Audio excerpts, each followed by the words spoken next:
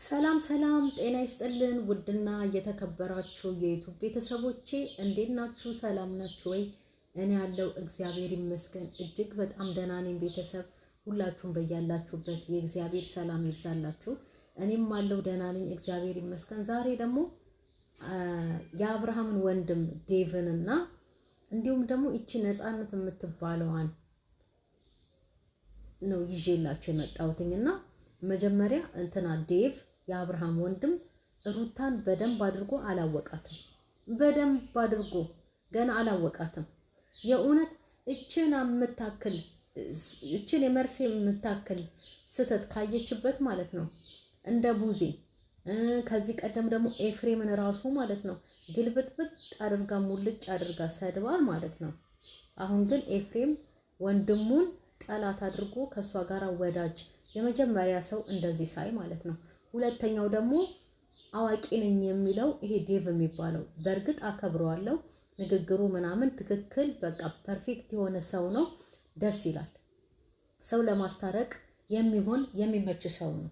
ግን ቢሆንም ማለት ነው ትላንትም የሚያደርገው ነገር ዛሬም የሚያደርገው ነገር ትክክል አይደለም። የሆነች ትንሽዬ ነገር ካየችበት ሩታ ዴቭን ልክ እንደ ቡዜ ማለት ነው ዝቅ ከፍ አድርጋ ሙልጭልጭ አድርጋ ሩታ ጋር ክብር የለም።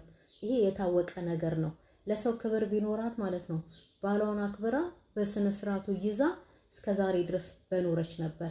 እንደገና ደግሞ ማለት ነው ይሄንን ስራ እንደ ድራማ ሆኖ እንደ ስራ ይዘውት እየሰሩት ከሆነ ለራሷ ክብር የሌላት ባሏ ከማንም ጋር የማገጠ ሲመጣ የምትቀበል ሴት ናት። ስለዚህ ማለት ነው ባሏን ያለከበረች ዴቭን አታከብርም።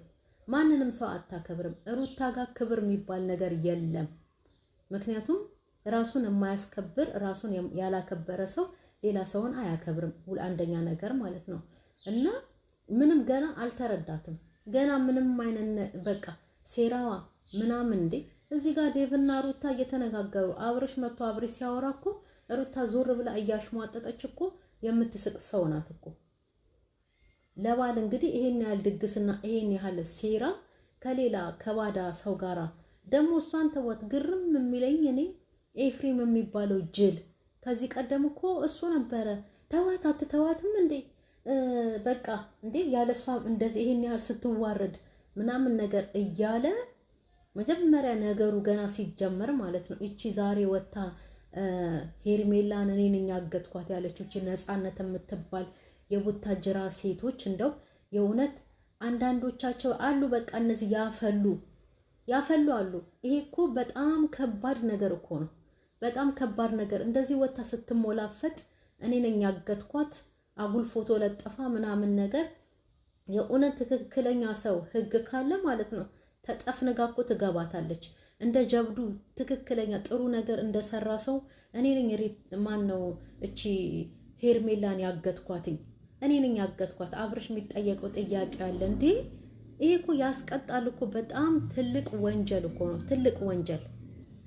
ትልቅ ወንጀል በጣም ከባድ ስራ እኮ ነው። የእውነት እንዲህ ወታ ስትዘባነን ማለት ነው ትክክለኛ ህግ ሰው ቢኖር እንደው የእውነት ድራማ ካልሆነ ማለት ነው አስጠፍንጎ ማስገባት ይቻላል እኮ። በስማሙ የቡታጅራ ሴቶች የቡታጅራ ወንዶች እንደው እኔ በእውነት እኔ እንደው የሚያሳዝኑኝ እንደ ለምለም አይነቷ ጀግና ሃይሚ የእውነት ሃይሚ አሉ። አረ ጥሩ ልጆች እህቶቻችን ወንድሞቻችን በእነዚህ ልጆች ስም የነዛም ሲጠፋ በጣም በቃ የቡታጅራ ልጆች ተብሎ አንድ ላይ ሲወቀጡ በጣም ነው የሚያሳዝኑኝ። ጨዋዎቹ የእውነት በጣም ያሳዝኑኛልና ዴቭ ወደ ራሱ ቢመለስ ትክክል ነው። ቡዜ የምትለው ትክክል ነው። ወደ ራሱ ቢመለስ ይሻለዋል። ለቡዜ ያልሆነች ማለት ነው እቺ ሩታ እና ለባሏ ያልሆነች ለማንም አትሆንም። ለማንም እንደገና ደግሞ ይሄ ወንጀል እኮ ነው። ይሄ በማያውቁት ነገር እንደዚህ ፎቶ ምናምን አሰርተው ምናምን አፋልጉኝ ምናምን ነገር አረ ይሄ ወንጀል ነው እኮ። እንደው እነሱ የቀልድ አድርገው ወሰድ ነው ምናምን አሉ እንጂ የእውነት ትክክለኛ እንደው አድርገውት ከሆነ ይሄ ትልቅ ወንጀል ነው። እኔ ግን አሁንም የሚመስለኝ እንደ ድራማ እየተጠቀሙ ድራማ እየሰሩ ነው የሚመስለኝ። ግን ቢሆንም ደግሞ ራስን የሚያረክስ ነገርና ለትውልድን የማይቀርጽ ነገር ለትውልድ ጠንቅ የሆነ ነገ ጧት እንደዚህ ማድረግ ይቻላል እየተባለ ትውልድን የሚያስተምር ነገርን ባይሰሩ እንደዚህ አይነት ነገር እንኳን ሲሰሩ ህግ ራሱ ቢጠይቃቸው ጥሩ ነው የምለው እኔ የእውነት ጥሩ ነው። እና እንትና ይሄ ዴቭ የሚባለው ልጅ ማለት ነው እኔ ስነ ስርዓቱን አነጋገሩን ስብዕና ያለው ለሽምግልና የሚሆን የእውነት እድሜውን ሳይሆን ማለት ነው የበሰለ አይምሮ ያለውና አስተዋይ ሰው ነው እና በጣም አከብረዋለሁ። ግን አሁን ወንድሙን በጣም እየተጫነው ነው እንዴ። ኤፍሬም እኮ ከሩታ ጋርና ከነ ዳኒ ጋር ተባብሮ እኮ ነው ወንድሙን አፈር ድሜ በእልህ አፈር ድሜ ያስጋጠው እኮ እንዴ። እንዲናደድ እንዲበሳጭ እንዲያለቅስ እያደረገ ያለው እኮ ወንድሙ እኮ ነው ኤፍሬም የሚባለው። አሁን ደግሞ ትልቁ ዴቭ ተብዬው ማለት ነው አብርሃምን እየተጫነው ነው። ወንጀል ነው እውነት። እነሱ እንትናን ሄርሜላን አሳግተዋት ከሆነ እንደተባለው ቅጣታቸው ነው። ቢታሰሩ ይታሰሩ፣ ቅጣት ነው እንዴ፣ ቅጣት ነው። ስለዚህ የሩታን እንትኗን ገና ቡዜ ቢሆንም ቀደም ብላለች ከሱ በደንብ አድርጋ ነው አብጠርጥራ ምንነቷን የምታውቃት።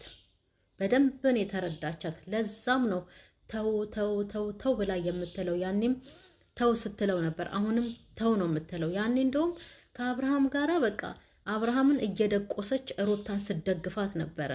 ግን ማንነቷን ስታቅ ወንድሟ መደገፍ ጀምራለች። አዎ እኔ ድሮም ከአብርሃም ጎን ነኝ፣ ከአብርሃም ጎን ነኝ እኔ ድሮም ማለት ነው። ምክንያቱም አብርሃም ወንድ ነው፣ በሴት የተገፋ ነው እንዴ።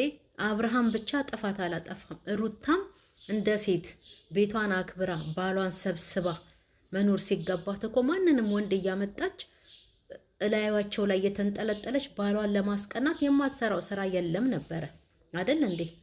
እንደ ሴት እሷ ነበረች ሰከን ማለት ያለባት። ስለዚህ ድሮም አብርሃም አላጠፋም፣ አሁንም አላጠፋም። ግርም የሚለኝ ደግሞ ማለት ነው እቺ ነፃነት የምትባለዋ የሩታና የአብርሃም ህይወታቸው መመሰቃቂያቸው መጀመሪያ መንገዱን የከፈተችው እሷ ናት።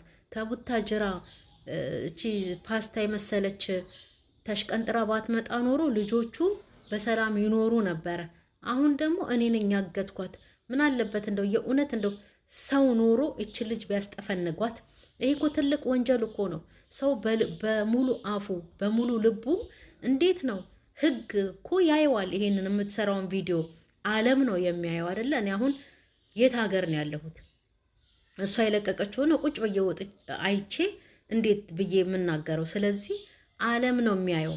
ስለዚህ እንቺ ደረቷን ገልብጣ እኔ ነኝ እንዲያደረኳት ብላ የምትናገረው ሞልፋጣ እንደው የሆነ ህግ ይዟት የእውነት እንደው ቢለጠልጣትና ጥጋቧን ቢያበርድላት ደስ ይለኛል። እግዚአብሔር ምስክሬን። የፈለገ ነገር ቢሆን ማለት ነው ሰው ነው፣ ሰው ናት፣ ሰው ነው የጠፋው አይደል? ሰው ነው የታገተው አይደል እንዴ? እንዴ አብርሃም ፍላጎቱ ባይሆን እኮ ሄርሜላን ከመጀመሪያውኑ አልፈልግሽም ሂጂ፣ እኔ ከሚስቴ ጋር ከልጄ እናት ጋር ታርቄ መኖር ነው የምፈልገው ብሎ ማሰናበት ይችላል አይደል እንዴ? የፈለገ እሷ አፍቅራ የፈለገ ወዳው 10 ጊዜ ብትነፋረቅም ማለት ነው አብርሃም ፍላጎት ከሌለው ሄርሜላን ማሰናበት ይችል ነበረ። ስለፈለጋት መሰለኝ አብሯት የሆነው አይደል እንዴ?